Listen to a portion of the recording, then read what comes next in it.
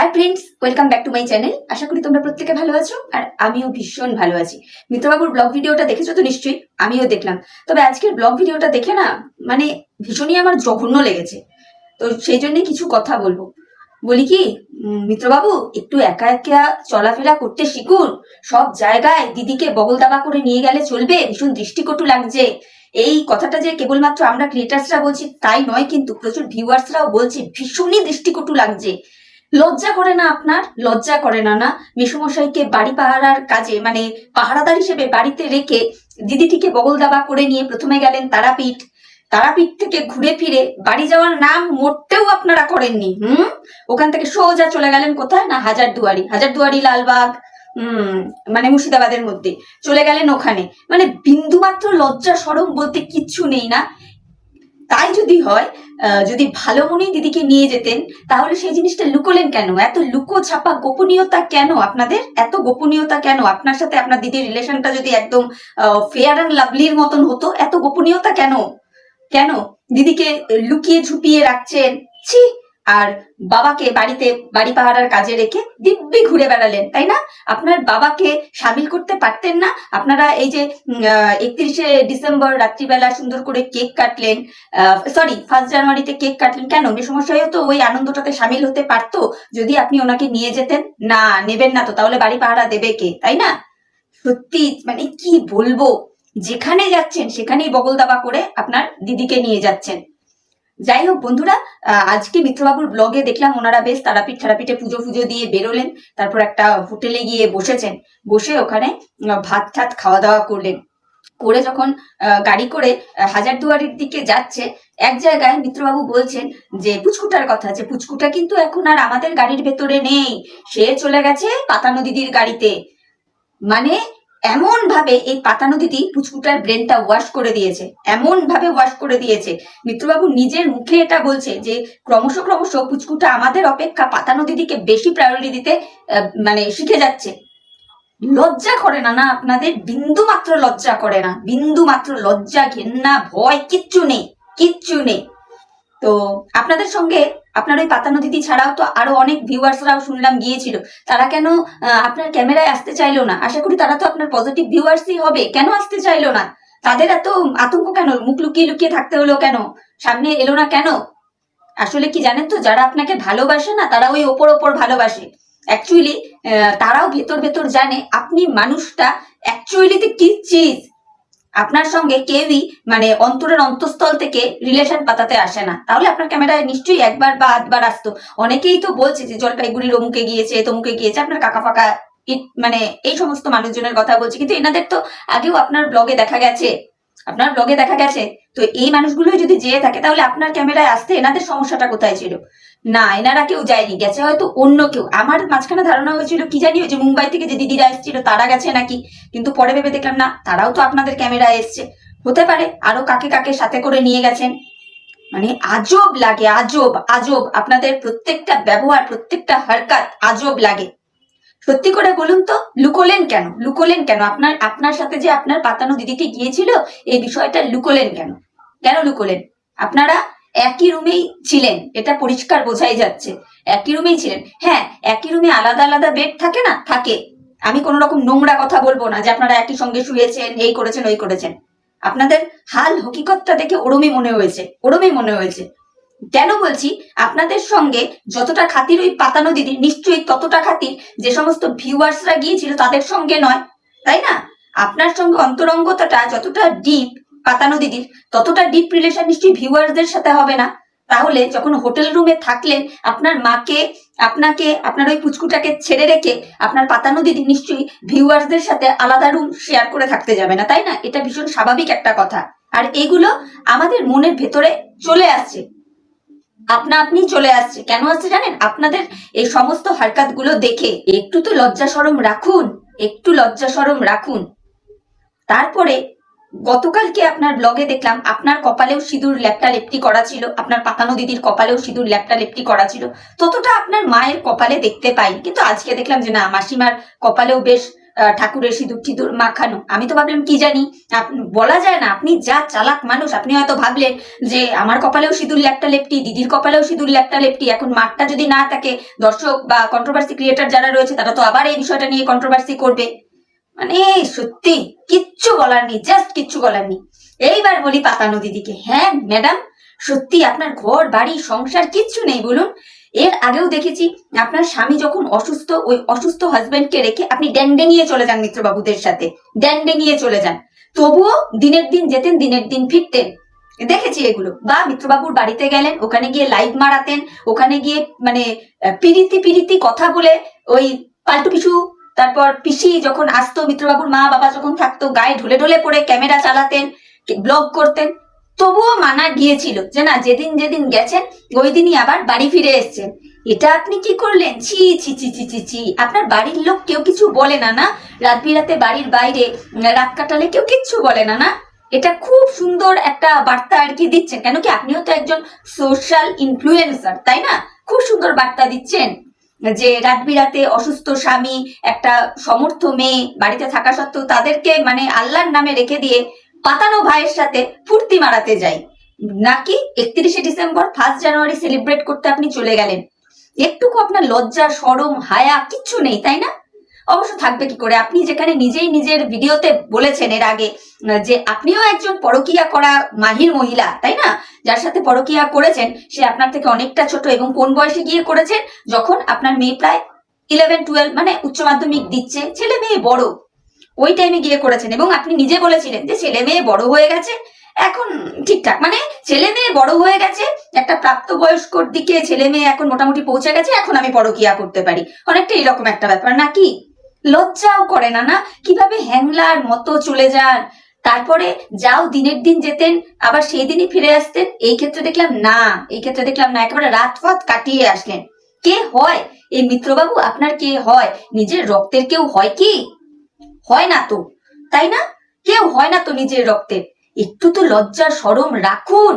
আর যেখানে জানেন আপনার হাজবেন্ড অসুস্থ, সেই হাজবেন্ডকে রেখে আপনি চলে গেলেন, আর আজকে দেখুন আপনাকে কেমন মানে স্মৃতির সিঁদুরের দিব্যি দিতে হচ্ছে। মানে কি বলবো, নাটকের একটা লেভেল থাকে, আপনার লেভেল গুলো নাটকের জাস্ট নেক্সট লেভেলের নাটকগুলো আপনি ওয়াইটিতে বসে মারান। আপনি বা আপনারা আবার আসেন সুতোপাদির বিচার করতে। হাস্যকর লাগে, হাস্যকর। কালকে আমাদের সুতোপাদি ভাই বোনের রিলেশন নিয়ে একটা কথা বলেছিল বলে অনেক ক্রিয়েটারই খুব চোখ টাটিয়ে গিয়েছিল, অনেক ক্রিয়েটারই অনেক রকমের কথা বলেছিল সুতোপাদিকে মিন করে, হ্যাঁ নোংরা চোখে দেখে, এই চোখে দেখে, ওই চোখে দেখে। আজকে আমি সেই সমস্ত ক্রিয়েটারদের বলতে চাই, আজকে কি আপনারা চোখে ঠুলি পরে বসে রয়েছেন নাকি? দেখতে পাচ্ছেন না হারকাত গুলো? আপনারা বলুন তো, আজকে আপনারা যদি আপনাদের হাজবেন্ডকে রেখে, ছেলে মেয়েকে বাড়িতে রেখে, যার সাথে আপনাদের কোনো ব্লাড রিলেশন নেই, একটা পাতানো ইউটিউবের সম্পর্ক, তার সাথে রাত্রিবেলা বাইরে কোথাও থাকতে চান, তাহলে আপনাদের বাড়ির লোকরা আপনাদেরকে অ্যালাউ করবে? এটা বলবেন তো, বলবেন? প্রত্যেকেই না একটু বাঁকা নজরেই দেখবে, একটু বাঁকা নজরেই দেখবে। আর সেই জায়গায় এই পাতানো দিদি তো অসম্ভব বেশি বাড়াবাড়ি করে, অসম্ভব বেশি বাড়াবাড়ি করে। কি অলরেডি করা আগে থেকে শুরু করেছে, এখন দিনের পর দিন বিষয়টা আরো বাড়ছে, আরো বাড়ছে। আরো বিষয়গুলো চোখে পড়ে কেন? এই পাতানো দিদি টিনু রানীকে যেইভাবে সোশ্যাল মিডিয়ায় হেনস্থা করেছে, নোংরা থেকে নোংরা কথা বলেছে, যেগুলো আমরা চোখে দেখতে পাইনি, কানেও শুনতে পাইনি, কিচ্ছু দেখতে পাইনি চোখে। টিনু রানীর সম্পর্কে এই পাতানো দিদি যা যা নোংরা অ্যালিগেশন দিয়েছিল, কিন্তু তার খানিকটা হলেও এই দিদি তার হারকাত দিয়ে খানিকটা হলেও বুঝিয়ে দিচ্ছে যে সে কিরম চোখে তার ভাইকে দেখে। না হলে কোন ভদ্র বাড়ি আছে যে স্বামী অসুস্থ, বড় বড় বাড়িতে ছেলে মেয়ে থাকা সত্ত্বেও তাদেরকে ফেলে রেখে সেই বাড়ির বউ বাইরে পাতানো ভাইয়ের সাথে ফুর্তি মারিয়ে রাত কাটিয়ে সেলিব্রেট 1 জানুয়ারি সেলিব্রেট করে বাড়িতে আসে, আর বাড়ির গার্জিয়ান যারা থাকেন তারা কেউ কিছু বলেন না? খুব কম বাড়ি এরম হয়, খুব কম বাড়ি এরম হয়। অন্তত আমার মনে হয় ভদ্রসভ্য কোনো ফ্যামিলিতে এই সমস্ত জিনিস হয়তো অ্যালাউ করে না। কি অদ্ভুত, কি অদ্ভুত। আবার কি সুন্দর দাঁত কেলিয়ে কেলিয়ে ভিডিও করছে, দাঁত কেলিয়ে কেলিয়ে। তারপরেও বলি, যার হাজবেন্ড বাড়িতে অসুস্থ সে ব্যস্ত কিসে? খাসির মাংস রান্না করতে, খাসির মাংস রান্না করতে। সে মাংস খাওয়া হবে সেই নিয়ে সে ব্যস্ত, মাংস ভাত নিয়ে ব্যস্ত। আপনার সত্যি আপনার হাজবেন্ডের প্রতি কোনো টান দয়া মায়া এগুলো আছে? এগুলো আছে? তারপরে আজকে মিত্রবাবুর ব্লগ থেকে জানলাম যে ওই ভিডিওগুলো ওনারা করেছিলেন যে মাংস দিয়ে ভাত খাওয়া, মানে যে পিকনিকটা ওনারা সেলিব্রেট করেছিলেন, এমন সময় নাকি কে বা কারা কমেন্টে ওই পাতানো দিদির হাজবেন্ডের অসুস্থতা নিয়ে খুব উল্টোপাল্টা কথা বলেছে। যাই হোক, বলতে গেলে বছরের তো শুরুয়াত, সবে আজকে 2 তারিখ। ওনার হাজবেন্ডের, পাতানো দিদির হাজবেন্ডের সুস্থতা কামনা করি, উনি বেঁচে পড়তে থাকুন, এটাই চাই। তো মিত্রবাবু বলছেন যে ওরম উল্টোপাল্টা কমেন্ট এসেছিল বলে আমরা ওইগুলো ভিডিও করেও সেই সময় আর কি ভিডিওগুলো মানে পুরোপুরি ভাবে সেইভাবে করে উঠতে পারিনি, যার জন্য ব্লগে দিতেও পারিনি। এই বলেই কিন্তু আজকে মিত্রবাবুর ব্লগটা মোটামুটি শেষ হয়েছিল, যেটুকু আমি দেখলাম। কি মিত্রবাবুর ব্লগটা পুরোই দেখলাম, জিস্ট আলোচনা করছি আর কি। কি অদ্ভুত না? আর এই জাস্ট ম্যাডাম দিদি কি সুন্দর গতকাল বলতে বসে গিয়েছিলেন যে ওই ফেক আইডি গুলো কার ছিল না, টিনু রানীর আর দীপ্ত বাবুর। ওদের আর খেয়ে পড়ে কাজ নেই যে ওরা ফেক আইডি বানিয়ে এই পাতানো দিদির হাজবেন্ডের নামে উল্টোপাল্টা কথা বলে কমেন্ট করছে।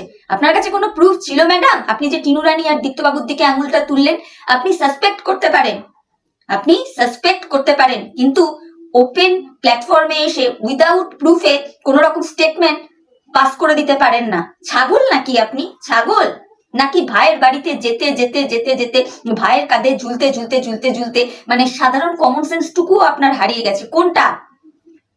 অতিরিক্ত আধিক্যতা করছেন, অতিরিক্ত। আজকে যেমন মিত্রবাবুর ব্লগে তো এক জায়গায় দেখলাম আপনি বলেই দিলেন, না আসলে আমি বলিনি কেন, আমার পাতানো ভাই বলেনি কেন যে আমি এসছি বা আরো ভিউয়ার্সরা এসছে, এই জন্যই বলেনি। মানুষ তো অন্য অনেক রকম কথা বলে, যদি মন থেকে ভালোবাসা যায় কাউকে সেটা নিয়েও অন্যরকম কথা বলে। কেন বলবে মানুষ, কেন বলবে? যেই ভালোবাসাটা একদম নিখুঁত ভালোবাসা থাকবে না, চোখ দিয়ে দেখলেই বোঝা যায় যে কোনটা রিয়েল ভাই বোনের সম্পর্ক, সেটা রিয়েল দেখলেই বোঝা যায়। আর যেই জায়গায় স্বার্থ, যেই জায়গায় ম্যামা তুতু, যেই জায়গায় মানে দিনের বেলা ভাইয়া রাতের বেলা সাইয়া, এই প্রত্যেকটা রিলেশনই না বেশি দিন লুকিয়ে রাখা যায় না, দেখলে পরেই বোঝা যায়। কিন্তু কি জানেন তো, আমরা যারা মানে বিশেষ করে বাঙালিরা আছি না, রাস্তাঘাটে একটা ছেলে একটা মেয়ের সাথে যদি সন্ধ্যা 7টার সময় রাস্তায় দাঁড়িয়েও যদি কথা বলে না, তবুও আমাদের উৎসুক মন একটু খোঁচা দিয়ে ওঠে যে কি ব্যাপার, ওখানে কি গল্প করছে, তার মধ্যে মেয়েটা যদি বিবাহিত হয়। এটা হয়, কিন্তু হয়তো তাদের মধ্যে সেরকম কোনো রিলেশন না, একটা নর্মাল রিলেশন, কিন্তু হয়। তো আপনার আচার আচরণ গুলো না অনেকটা ওই রকম। যেখানে যেখানে মিত্রবাবুরা যাচ্ছে ওইখানেই আপনি চলে যাচ্ছেন, বিন্দু মাত্র লজ্জা শরম কিচ্ছু মানে করে না আপনার, তাই না? আর সব থেকে অবাক লাগে এই জিনিসগুলো আপনার হাজবেন্ড, আপনার মেয়ে, আপনার একটা সমর্থ ছেলে আছে, তার বউ আছে, তারা মেনে নেয় কি করে? দেখুন, এই যে আপনারা গেছেন হাজারদুয়ারিতে গেলেন, হোটেলে থাকলেন, যদিও আমরা ভিডিওতে দেখতে পাইনি আপনারা একসাথে একই রুমে ছিলেন না আলাদা আলাদা রুমে ছিলেন। দর্শকের মন হাজার রকমের প্রশ্ন আসতেই পারে, এই উৎসুকি মন থেকে দু একটা কথা বলতেই পারে, তখন কিন্তু ওইগুলো গায়ে মাখলে চলবে না, তখন কিন্তু ওইগুলো আপনাকেও সহ্য করতে হবে। আপনার সিরিয়াসলি পার্সোনাল বলে কোনো বিষয় আছে আপনার লাইফে? পার্সোনাল বলে কিচ্ছু নেই। আপনি সবসময় রেভিনিউ বোঝেন, রেভিনিউ ভিউজ। এই রেভিনিউ ভিউজ বুঝতে গিয়ে না নিজের মান সম্মানটা এই ওয়াইটিতে কোন তলানিতে এনে দাঁড় করিয়েছেন, কখনো ভেবে দেখেছেন? জাস্ট কিছু বলার নেই, সত্যি কিছু বলার নেই। আর মিত্রবাবু আপনাদেরকেও বলবো, বলিহারি আপনাদের একটু একা একা চলতে শিখুন। আজ থেকে 2-3 বছর আগেও তো মনে হয় একা একাই চলাচল করতেন, হঠাৎ এমন কি দেখে নিলেন এই দিদির মধ্যে, যেই পাতানো দিদিকে ছাড়া 10 পাও হাঁটতে পারেন না? সব জায়গায় দিদি। আপনাদের নিজেদের এগুলো খারাপ লাগে না? যাই হোক, এই কটা কথা মনে হলো মিত্রবাবুর ব্লগ ভিডিওটা দেখে বলা যায়, মানে আজকের ভিডিওটা দেখে, সেই জন্য বললাম। আর জাস্ট ম্যাডাম প্রচুর কপচান তো আমাদের টিনু রানীকে নিয়ে, আমাদের সুতোপাদিকে নিয়ে, তারপর দীপ্তবাবুকে নিয়ে, যেগুলো টিনু রানীর ক্ষেত্রে দেখা যায় না, তবুও উনি রংচং মাখিয়ে বলতে বসে যান। তো মনে হলো যে ওনাকেও একটু চোখে আঙুল দিয়ে ওনার হারকাত গুলো দেখানো দরকার, সেই জন্য এই কটা কথা বললাম। তো চলো বন্ধুরা, ভিডিওটা আর বড় করছি না। আমি এতক্ষণ যেগুলো কথা বললাম সেগুলো ঠিক বললাম কি ভুল বললাম, প্লিজ তোমরা তোমাদের মূল্যবান মতামত আমার কমেন্ট বক্সে জানিও। আর ভিডিওটা দেখে যদি তোমাদের ভালো লাগে তাহলে অবশ্যই লাইক, কমেন্ট, শেয়ার আর সাবস্ক্রাইব করে আমার চ্যানেলের পাশে থেকো। তাহলে চলো আজকের মতো বিদায় নিচ্ছি, নতুন একটা ভিডিওর সাথে আবার দেখা হয়ে যাবে। ততক্ষণ প্রত্যেকে ভালো থেকো, tata, bye, love you all.